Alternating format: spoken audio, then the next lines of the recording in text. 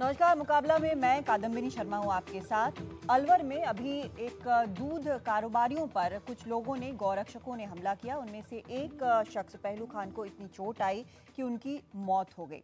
ये ऐसा पहला मामला नहीं है। आपको दादरी भी याद होगा, आपको ऊना भी याद होगा, जहां पर कुछ दलित युवकों की इसी तरह से पिटाई की गई थी, जबरदस्त पिटाई की गई थी। और ये और जगहों पर भी लगातार होता रहा है, चाहे वो मीडिया में आए या ना आए। इससे लेकिन एक बात ये जरूर साफ होती है कि जो लोग इस तरह से कानून हाथ में लेते हैं वो किस तरह से बेखौफ होकर ये काम कर रहे हैं। जहां एक तरफ पीएम मोदी कहते हैं कि 70 से 80% ऐसे जो गौ रक्षक हैं वो फर्जी होते हैं, वहीं पर एक राज्य का मंत्री ये कहता है कि काम तो ठीक किया लेकिन कानून तोड़ा है। अब इसका मतलब आप खुद लगा लें। लेकिन अब हालात ये हो गए हैं कि सुप्रीम कोर्ट में एक याचिका है। उस याचिका पर सुप्रीम कोर्ट ने केंद्र को और 6 राज्यों को नोटिस जारी किया है, जवाब मांगा है कि आखिर क्यों नहीं गौरक्षा वाले जो ऐसे दल हैं, ऐसे जो ग्रुप्स हैं, उनको प्रतिबंधित कर दिया जाए। यानी हालात यहां तक पहुंच गए हैं कि मामला अब अदालत में है। तो मुकाबला में आज हमारा सवाल है कि क्या गौ रक्षा के नाम पर जो गुंडागर्दी और अपराध हो रहे हैं, क्या सरकारें उसे नजरअंदाज कर रही हैं? इसी पर खास चर्चा करेंगे। हमारे साथ यहाँ पर खास मेहमान मौजूद हैं। राकेश सिन्हा है हमारे साथ, आरएसएस का पक्ष हमारे सामने रखेंगे। हमारे साथ ऐश्वर्या भाटी हैं, सुप्रीम कोर्ट में वकील हैं, एडवोकेट ऑन रिकॉर्ड हैं। हमारे साथ शहजाद पूनावाला हैं, कांग्रेस से जुड़े हैं। पिटीशन भी आप ही की है शहजाद, जिस पर सुप्रीम कोर्ट ने नोटिस जारी किया है। हमारे साथ तनवीर फजल हैं, एसोसिएट प्रोफेसर हैं और जवाहरलाल नेहरू यूनिवर्सिटी में पढ़ाते हैं सोशल सिस्टम्स और सोशल साइंसेज। बताएंगे कि क्या है पूरा मसला असल में। और आरती मेहरा हैं हमारे साथ, जो कि नेता हैं बीजेपी की। काफ़ी लंबे वक्त से आप इनको देखते रहे हैं और सुनते रहे हैं।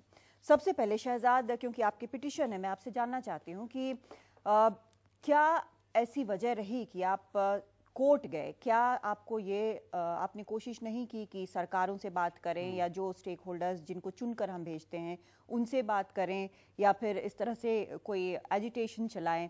इन सब की जगह आपने सीधा कोर्ट क्यों चुना? देखिए, हमारे जो संविधान में लिखा गया है आर्टिकल 21 है, जिसको कहते हैं राइट टू लाइफ, और उस राइट टू लाइफ में एक रूल ऑफ लॉ, कानून की व्यवस्था का हमें सुरक्षित एक अधिकार दिया गया है। इसका मतलब ये है कि आप में से कोई भी व्यक्ति अगर सिग्नल तोड़ता है, मेरे पास कोई अधिकार नहीं कि मैं आपकी गाड़ी रोकूं, आपको मारूं पीटूं और आपसे बदला लूं कि आपने सिग्नल क्यों तोड़ा।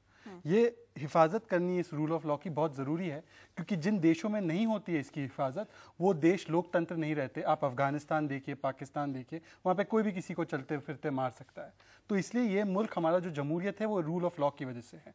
इस मुद्दे पर यह हुआ कि गौरक्षा का एक अखलाक का केस हुआ। अखलाक का केस होने के बाद आपने सभी देखा, और बहुत ही निंदनीय घटना है। ये हिंदू मुसलमान गाय भैंस की घटना नहीं है, ये किसी के साथ भी हो सकती है। कल आपको पसंद नहीं करेंगे तो कोई कारण निकाल के ये कहेंगे कि आपने कानून तोड़ा, आपको मार सकते हैं। ये जब अखलाक की घटना हुई और ऊना की घटना हुई, मेरे प्रधानमंत्री ने कहा कि 80% ये गोरक्षा वाले गोरख धंधा कर रहे हैं। मुझे बहुत खुश हुआ मैं कि इतना स्ट्रॉन्ग स्टेटमेंट आया। पर फिर स्टेट आफ्टर स्टेट, जो बीजेपी शासित स्टेट थे, गुजरात, हरियाणा, महाराष्ट्र, राजस्थान, यहाँ पे घटनाएं होती गई। 10 घटनाओं का हवाला मैंने कोर्ट को दिया। और इन प्रदेशों में न केवल इनको खुली छूट मिलती है, इनको कानूनी और राजनीतिक संरक्षण मिलता है। जैसे मोहतरमा ने कहा, नकवी जी का बयान आया, गुलाबचंद कटारिया जी का बयान आया। गौ सेवा और गौ रक्षा में मुझे कोई आपत्ति नहीं है। मैं आपको बताऊं कि जब राजस्थान, आपको लगा कि कई राज्यों का केस है इसलिए आप कोर्ट में गए, या फिर आपको लगा इसमें दो चीजें हो गई।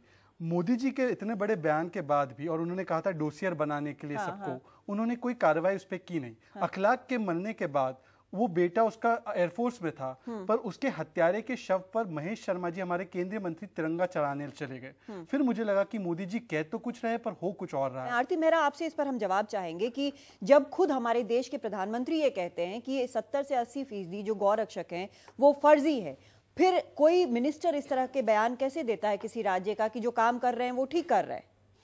देखिए, प्रधानमंत्री जी ने बहुत क्लैरिटी से न सिर्फ ये कहा कि ये फर्जी 70 से 80%, उन्होंने साथ में ये भी कहा कि जो भी गौ रक्षा के नाम पे गुंडागर्दी करेगा उसे बख्शा नहीं जाएगा। उसी की तहज पे अगर आप देखें, अब ये एक बहुत इंडिपेंडेंस की लड़ाई थी, ये स्ट्रगल हमारी जो थी ये इंडिपेंडेंस से थी। ये आर्टिकल 48 भारत के संविधान का बहुत डायरेक्टिव प्रिंसिपल है। हाँ। और इसमें बहुत क्लियरली कहा गया है, मैंडेट है राज्यों को कि स्लॉटरिंग नहीं होनी चाहिए। हाँ। लेकिन उसके बावजूद आजादी के इतने सालों के बाद इतने इलीगल स्लॉटर हाउस चल रहे हैं। आपने, क्योंकि आपने कानून की बात की, आप कह रहे हैं राज्यों को मैंडेट है, तो राज्यों को मैंडेट है ना, ये गौरक्षक दलों को तो मैंडेट बिल्कुल नहीं है, बिल्कुल नहीं है। किसी भी हालत में कानून को कोई भी लोकतांत्रिक व्यवस्था में अपने हाथ में नहीं ले सकता, ये स्वीकार्य नहीं है। अभी अगर आप देखें, योगी जी के एग्जाम्पल को देखें, उन्होंने ना योगी जी को अभी छोड़ दीजिए, आप कटारिया जी पे आ जाइए अभी। नहीं, मैं आपको सबकी बात कर रही हूँ। कटारिया जी की बात पहले बता दीजिए। मेरे लिए तो सुप्रीम बात जो मेरे प्रधानमंत्री जी ने कहा, आरती जी कटारिया वाली बात क्या है, प्रधानमंत्री जी ने कहा वो फाइनल है। कटारिया जी के साथ जो भी बात करनी है वो मेरे राष्ट्रीय अध्यक्ष जी और प्रधानमंत्री आपको जी लगता करेंगे। है कि जो पीएम कह रहे हैं, जो लॉ ऑफ द लैंड है वो नजरअंदाज, मिनिस्टर्स हो या फिर नेता हो, वो नजरअंदाज कर रहे हैं? कोई भी क्या वो नजरअंदाज कर रहे हैं? आरती जी, सबसे बड़ा सवाल यहाँ पे कि क्या पीएम की बात को, लॉ ऑफ द लैंड को ये लोग नजरअंदाज कर रहे हैं? भारत के लोकतांत्रिक व्यवस्था में हमारी जुडिशरी सुप्रीम है, हमारे प्रधानमंत्री जी जो देश का नेतृत्व कर रहे हैं, जो एक संवेदनशील नेतृत्व देते हैं, उनका कहना सुप्रीम है मेरे लिए। मैं उसके बाद की बात में नहीं जाऊंगी, लेकिन मैं ये जरूर कहना चाहूंगी कि हमारे जो सर्वोच्च पदों पे बैठे, मैं योगी जी की बात करना चाह रही थी, योगी जी ने बहुत क्लैरिटी से कहा कि सिर्फ और सिर्फ इलीगल स्लॉटर हाउस पे ही हम कर रहे हैं, वो सबसे मिले। और उन्होंने यहाँ आप जो कॉन्ट्राडिक्शन आप बताने की कोशिश कर रही हैं कि उन्होंने ऐसा किया, उन्होंने योगी जी ने अवैध बूचड़ खानों की बात की, यहाँ पर जो गुंडागर्दी है, जो अपराध है, उसको कहीं ना कहीं वैध जगह ही नहीं है लोकतांत्रिक व्यवस्था में। केंद्र की सरकार ने लोकतांत्रिक व्यवस्था में जगह ही नहीं है गुंडागर्दी की या कानून को अपने हाथ में लेने की। मुख्तार अब्बास नकवी जहां पार्लियामेंट में बोल देते हैं कि कुछ हुआ ही नहीं है। खैर चलिए, कोई बात नहीं। ऐश्वर्या, जो हो रहा है उसको हम क्या, जैसा यहाँ पर आरती जी कह रही हैं कि उसको मैंडेट है राज्यों को, लेकिन जैसा मैंने पूछा उनसे भी कि मैंडेट तो राज्यों को है, जब इस तरह से इस तरह के दल जो हैं इस तरह की चीजें करते हैं, तो क्या राज्यों को ये भी मैंडेट है कि इन लोगों को खुली छूट दी जाए? देखिए, लॉ एंड ऑर्डर मैकेनिज्म जो है वो कॉन्स्टिट्यूशन के दायरे में रूल ऑफ लॉ के अंतर्गत स्पेशल एजेंसीज को ही उसकी रिस्पॉन्सिबिलिटी है। हाँ। आम नागरिकों को उसकी रेस्पॉन्सिबिलिटी तभी तक है अगर वो कोई कॉग्निजेबल ऑफेंस देखते हैं तो उसको रिपोर्ट कर सकते हैं, उसकी इंफॉर्मेशन दे सकते हैं। अगर कोई उनके खुद के या उनके आसपास किसी उनकी जान या माल का खतरा हो रहा है तो वो राइट ऑफ प्राइवेट डिफेंस को एक्सरसाइज कर सकते हैं। उससे आगे प्राइवेट सिटीजन को, किसी इंसान को कोई अधिकार नहीं है कानून से छेड़छाड़ करने का। लॉ इन्फोर्समेंट एजेंसीज जो पुलिस है वो उसके पास ये पावर्स हैं और बाकी किसी के पास पावर्स नहीं है। स्टेट के भी जो कानून है वो बने हुए। देखिए, ये आज का डिबेट नहीं है, ये कॉन्स्टिट्यूएंट असेंबली ने भी डिबेट किया था और बहुत स्ट्रांगली डिबेट किया था कि cow slaughter be banned in a country like India। और पूरी डिबेट के बाद में ये सोचा गया कि that time is not right कि इस टाइम पे इसको completely बैन किया जाए। इसीलिए जिस चीजों के लिए हिंदुस्तान एक as a newly born democratic country ready नहीं था, उसमें से बहुत सारी चीजें डायरेक्टिव प्रिंसिपल्स में आ गई, जैसे यूनिफॉर्म सिविल कोड आ गया, बैन ऑन काउ स्लॉटरिंग आ गया आर्टिकल 48 के फॉर्म में।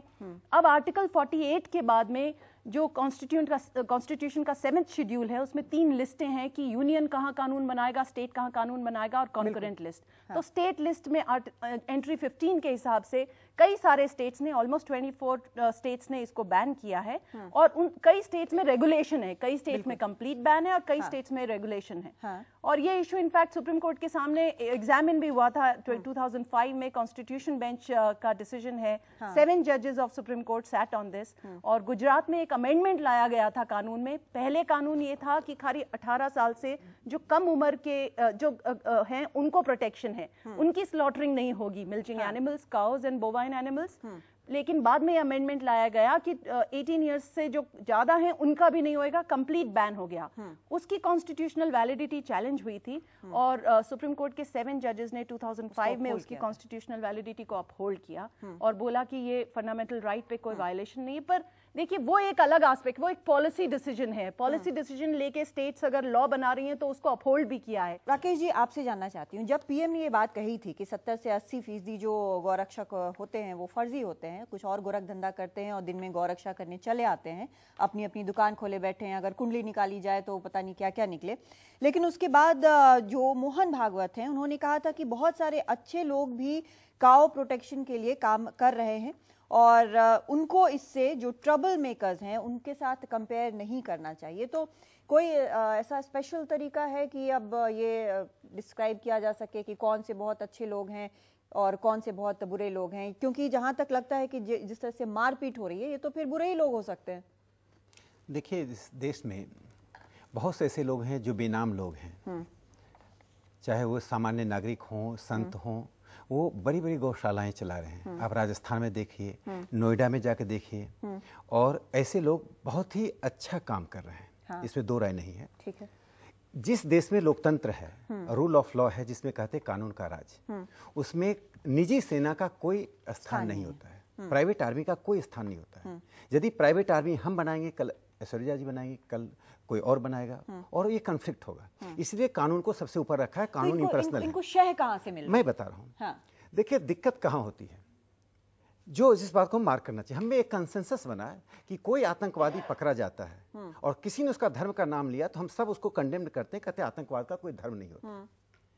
ठीक उसी तरह से चाहे गोरक्षा के नाम पर या अंतर जातीय विवाह के नाम पर या दूसरे दो धर्मों के लोगों के बीच विवाह के नाम पर यदि कोई पकड़ा जाता है, उसको हम धर्म से, विचारधारा से जब जोड़ देते हैं तो जानते हैं क्या होता है? उसको लेजिटिमेसी मिलती है। पकड़ा जाता है मतलब? कोई जो क्राइम कर रहा है, क्रिमिनल है, जो क्राइम कर रहा है उसको क्रिमिनल माने। मैं जो क्राइम कर रहा है वो अपराधी माने। जिसने हत्या की, चाहे अलवर में किया कि लातेहार में किया या कहीं और किया, वो हत्यारा है कानून की नजर में। उसे समाज हत्यारा माने। जैसे ही उसको हम चाहे अनचाहे धर्म से जोड़ते हैं, विचारधारा से जोड़ते हैं, तो उसको हम वाइडर स्पेस देते हैं। जो ये मोहन भागवत जी का बयान है, नहीं, जो ये मोहन भागवत जी का बयान है, इसका ये मतलब है कि जो जिस तरह का काम हुआ है अभी अलवर में, पहले भी हुआ है बाकी जगहों पर, उनको तो हम अपराधी ही माने ना। तो कौन कह रहा है अपराधी नहीं माने? हाँ, ठीक है। मैं एक शब्द कह दूं। हाँ। देखिए, उन चीजों से जोड़ने से क्या होता है, उनको रिस्पेक्टेबिलिटी मिलती है, लेजिटिमेसी मिलती है, और उनको एक प्रोटेक्शन मिल जाता है। यदि हम उनको आइसोलेट कर देते हैं कि इनका कोई धर्म नहीं है, कोई विचारधारा नहीं है, तो वो साइडलाइन होंगे। इसलिए मुझे लगता है कि दोहरा मापदंड जो लोग अपनाते हैं, जब आतंकवादी पकड़ा जाता है तो कोई धर्म नहीं है। जो गाय हत्या के नाम पर किसी को मारता है, तस्करी को रोकने के लिए मारता है, तो उसको धर्म से जोड़ देते हैं। इसे रोकना चाहिए। तनवीर, आपसे जानना चाहती हूँ, जैसा ऐश्वर्या ने भी यहाँ पर कहा कि ये बहस कोई नई नहीं है, ठीक है, कॉन्स्टिट्यूएंट असेंबली में भी चली थी, और यहाँ पर जो मेरे पास कुछ कोट्स हैं, जैसे महात्मा गांधी ने लिखा था यंग इंडिया में, 1921 की ये बात है कि I would not kill a human being for protection of a cow as I will not kill a cow for saving a human life, be it ever so precious. ठीक है, तो इस तरह की बहस जो है वो लगातार चलती रही है, लेकिन कहां पर वो एक ब्रेकिंग पॉइंट आ गया है जो इंसान को नहीं देख रहा है, खाने के नाम पर, या फिर अगर इस तरह से उनको लगता है कि कुछ गलत कर रहे हैं, गायों की तस्करी कर रहे हैं, तो मार देना ही एक ऑप्शन रह गया। ये ब्रेकडाउन कहां पर है? देखिए, मुझे लगता है, मैं बड़ा खुश था कि यहाँ पे ऑलमोस्ट एक कंसेंसस दिख रहा था कि जो गौरक्षक हैं, खास के जो 70-80% जिनकी बात प्राइम मिनिस्टर ने की, वो मोर और लेस जिस तरह की वो हरकतें कर रहे हैं प्राइवेट आर्मी की तरह, राकेश सिन्हा साहब ने भी बोला, और वो क्रिमिनल्स हैं, और क्रिमिनल्स ऑफ कोर्स उनको क्रिमिनल की तरह ही ट्रीट करना चाहिए। लेकिन क्रिमिनल्स के लिए मिनिस्टर्स का अप्रूवल, ये तो थोड़ा सा नाजायज़ है, गलत है। और जो दोहरा मापदंड है, मैं बिल्कुल एग्री करता हूँ कि किसी भी सवाल पे दोहरा मापदंड नहीं होना चाहिए। इससे बहुत ही ख़राब इम्पैक्ट पड़ता है समाज पे। और यहाँ पे तो साफ दिख रहा है, हमारा ये मानना है कि एक बहुत ज़माने से ये टेंशन है, ये सच्चाई है कि ये काउ प्रोटेक्शन को लेकर के, काउ स्लॉटर को लेकर के, एक किसी ना किसी तरह से फैक्चुअली सही है या गलत है, लेकिन ये उसका कनेक्शन एक कम्युनिटी के साथ हो गया है, मुस्लिम कम्युनिटी के साथ। नाउ पहले भी इसको बैन किया गया, और उसके बाद भी हमने देखा कि कितने सारे स्टेट्स ने बैन कर रखा है। आखिर इम्प्लीमेंट क्यों नहीं हो पा रहा है? उसकी कई वजह हैं। मुझे लगता है कि इस तरह के जो विजिलेंटिज्म से एटलीस्ट काउ प्रोटेक्शन, जो सीरियसली इंटरेस्टेड हैं काउ प्रोटेक्शन में, वो किसी तरह से उस एंड को अचीव नहीं कर रहे हैं।